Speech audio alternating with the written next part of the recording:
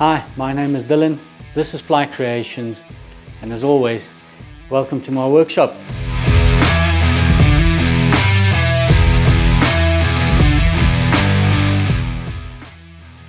In an earlier video on my channel, I showed you how I went about to flatten this particular wooden hand plane.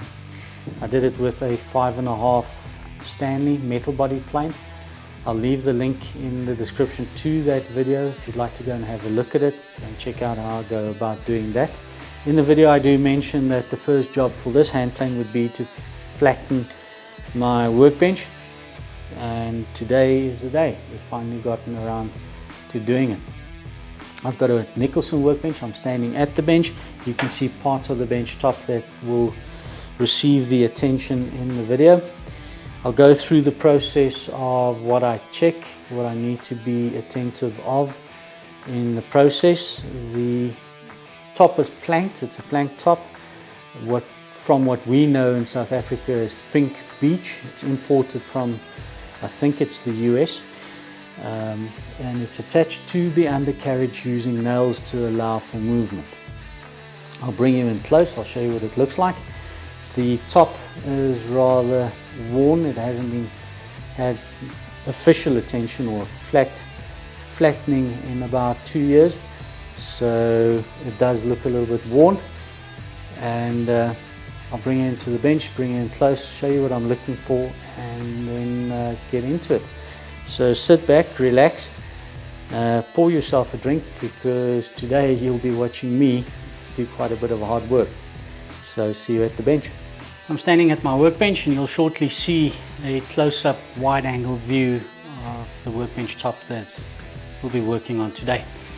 I'll quickly show you what I assess, how I look at the workbench top, how I determine where I need to do the work to get it down to flat. So over to the workbench, and I'll quickly show you one or two things that I look at. First of all, you'll notice that there are these indentations in the workbench itself. Those are the positions where I used nails to attach the plank top to the undercarriage. So you would like to avoid hitting those nails with your hand plane, so they need to be lower than the surface of your workbench top. Otherwise, if you hit one of those, at best you will go back to your sharpening station, and at worst you'll go back to a grinder to reset the bevel and repair the cutting edge of your blade. If they are, if I believe they are a risk, or any one of those nails are a risk, I just take a flat bottomed punch and a hammer, and I just reseat them and recess them deeper into the top itself.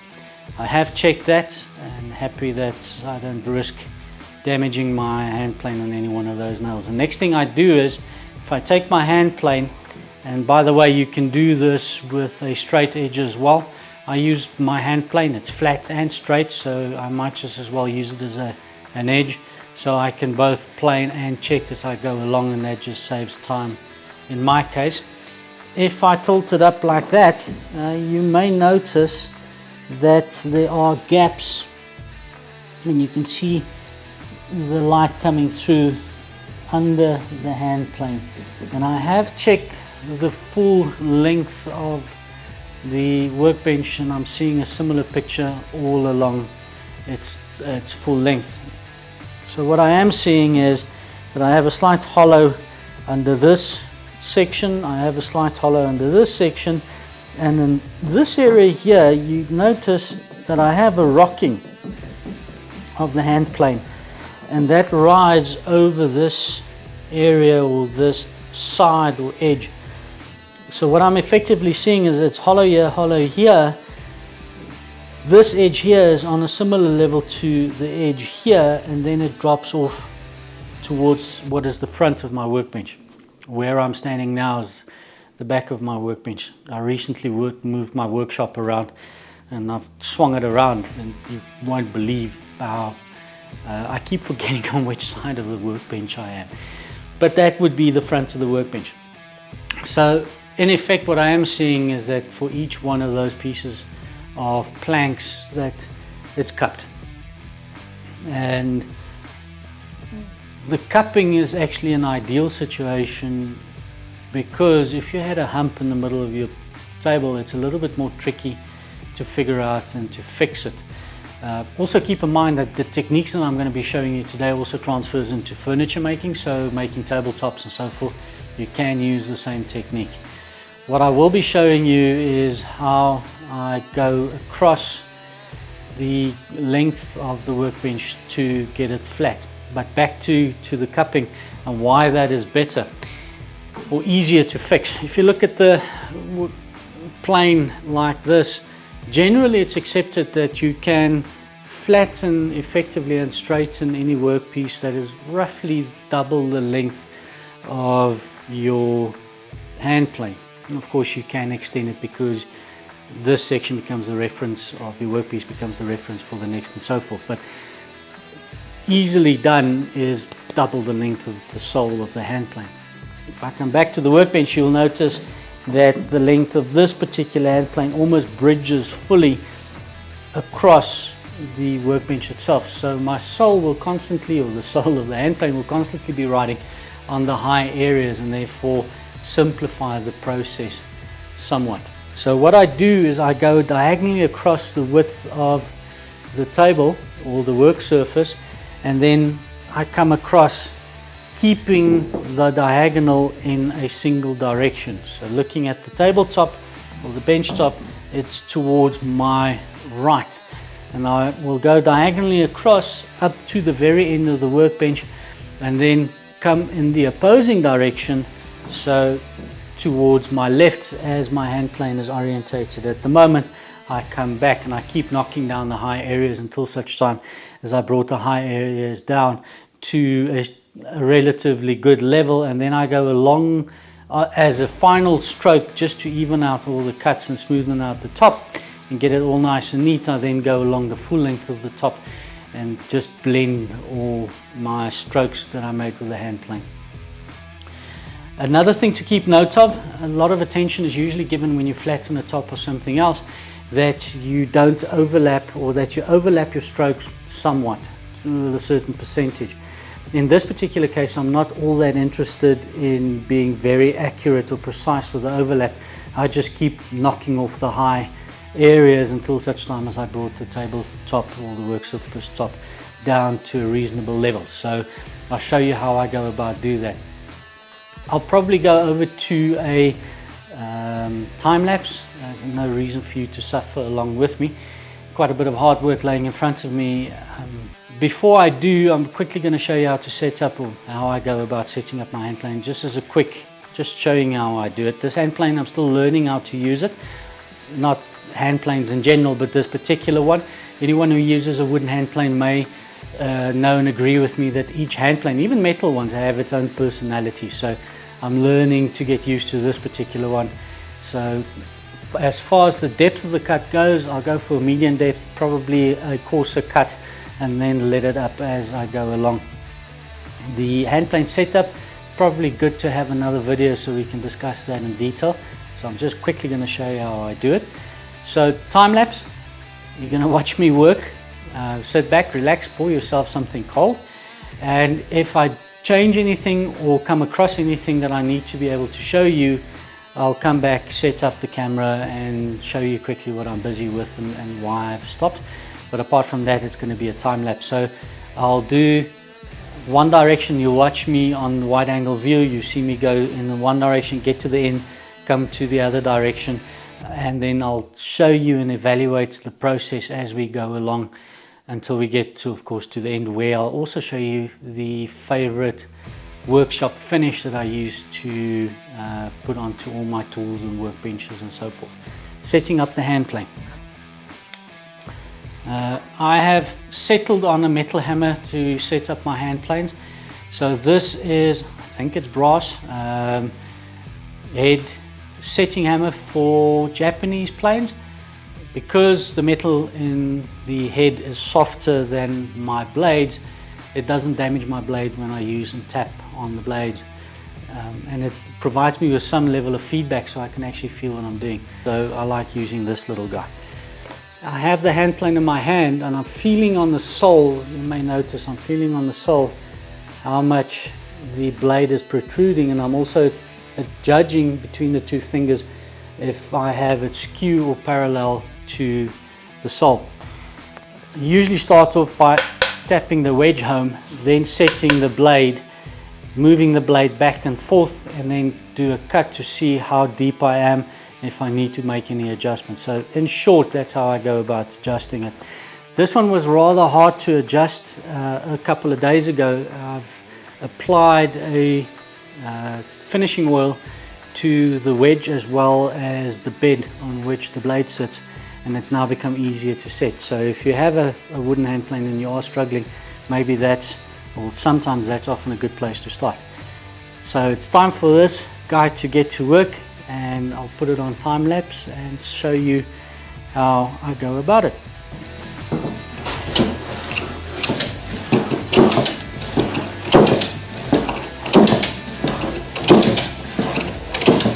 On the camera showing the bench, you may now notice that I didn't lie to you. So you'll see that I'm hitting a high area here, here, here, and again there. Now I believe that this edge here is lower than this, and I may be inadvertently pushing the plane over the edge and letting the tip or the nose of the plane drop. So what I would like to do is be careful that I keep the nose up, otherwise I end up planing a bump into the middle of my workbench, so I need to be careful.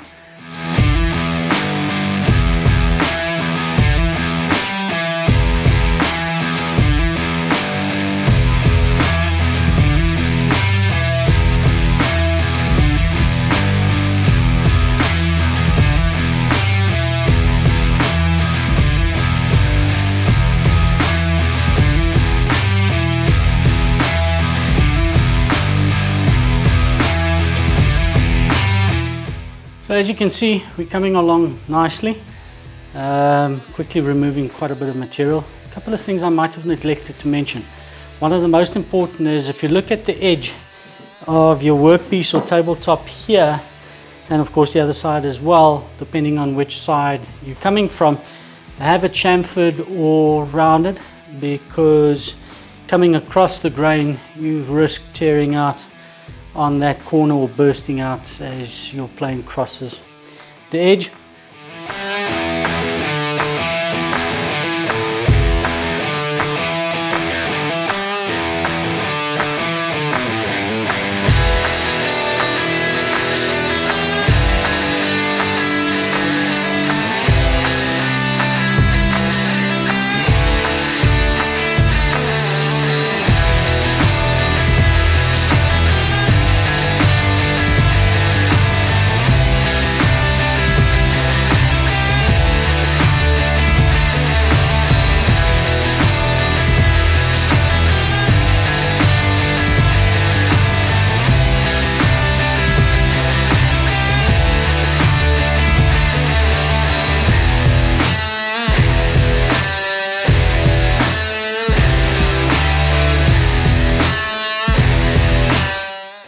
Getting there, but there's quite a bit happening in between that you might have noticed on the time lapse, which I feel I need to tell you about. One, it's not following your own advice.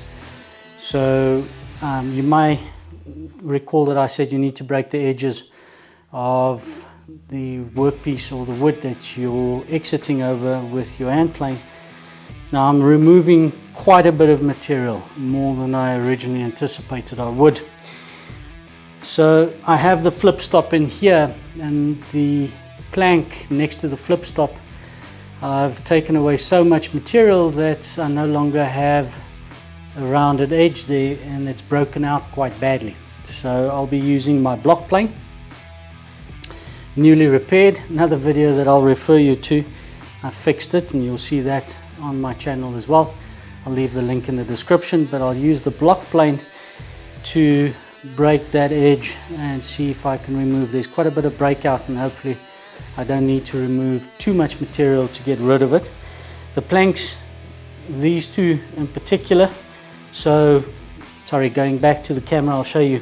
So the edge that I'll be doing with the block plane would be these two edges, and then between these two planks I'm also losing the round over on the planks, and for that I'll use my bullnose plane and I'll rest it in there and then remove the arris or round that over. Some of the nails were getting dangerously close to the surface, so there is a risk that I'll be hitting the nails, so I've reset the nails and put them lower down below the surface. Don't tell anybody, but this is also my burnisher that I use to sharpen my scrapers, but it also happens to be the perfect size.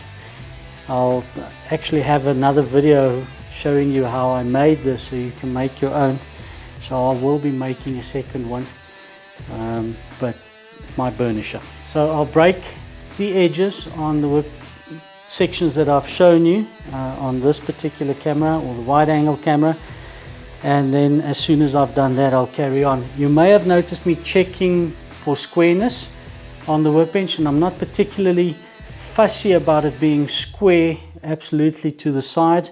We're getting there, but I am taking off a lot more material than I originally anticipated.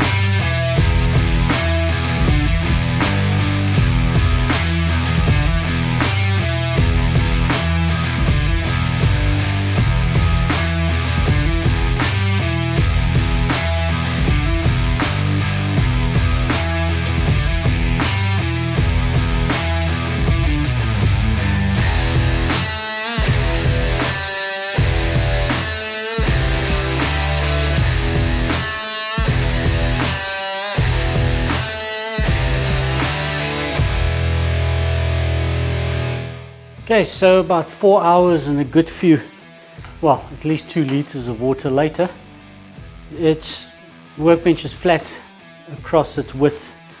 Just to check it, I've brought out my spirit level.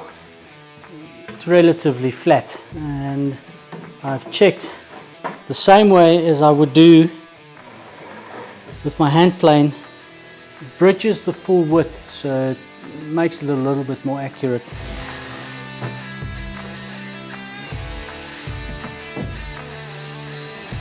And I'm seeing very small gaps or no gap at all.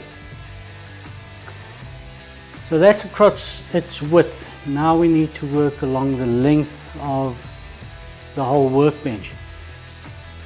2 things will happen while we do that.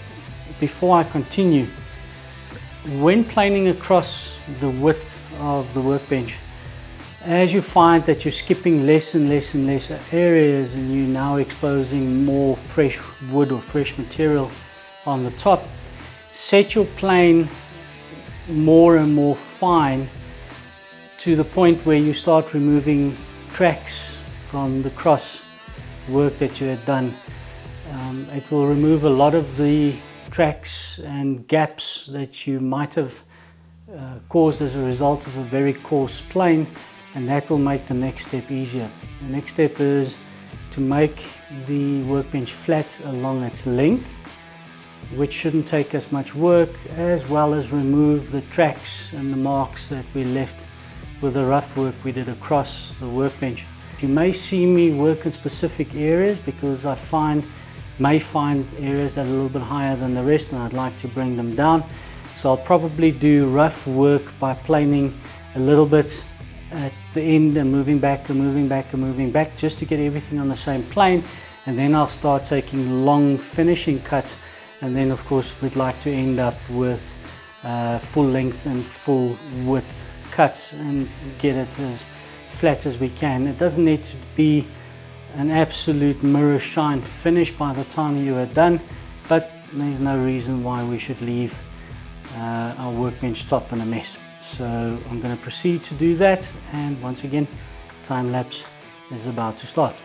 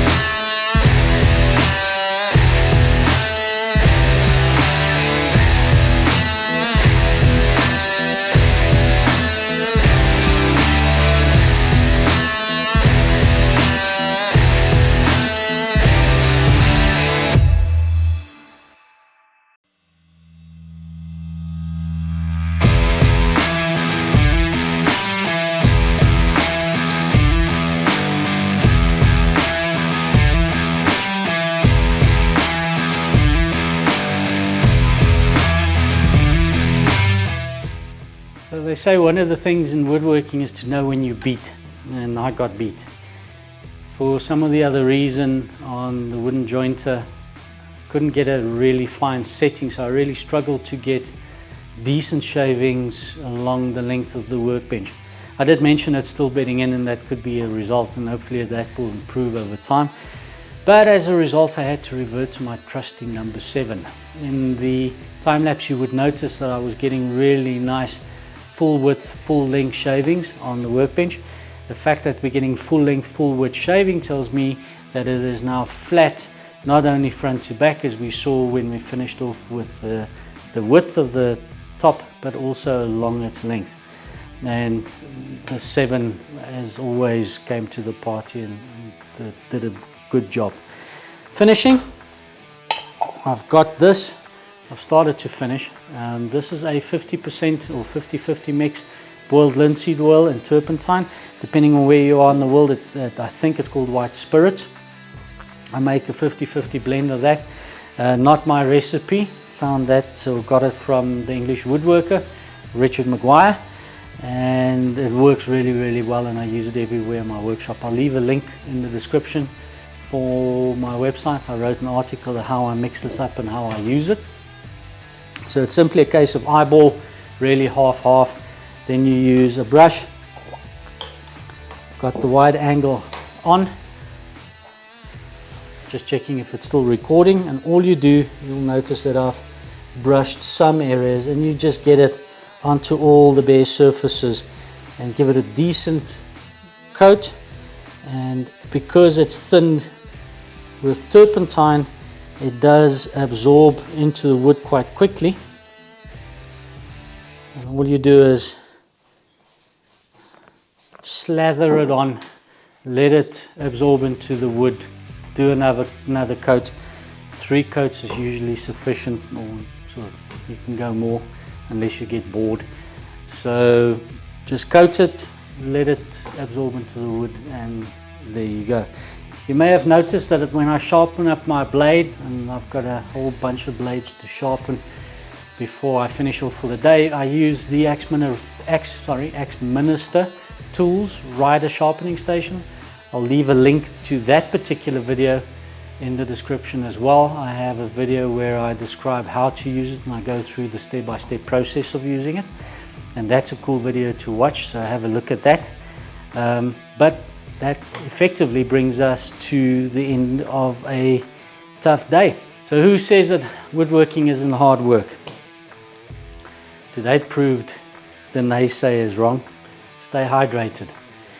Even knocked out Rocky. I'm showing a video where he found a spot in the shavings. Of course, he got up and walked the shavings all around the house. It took me about half an hour to get him brushed out and everything cleaned up. But the workbench is flat, probably for another year or so. Probably won't wait that long again.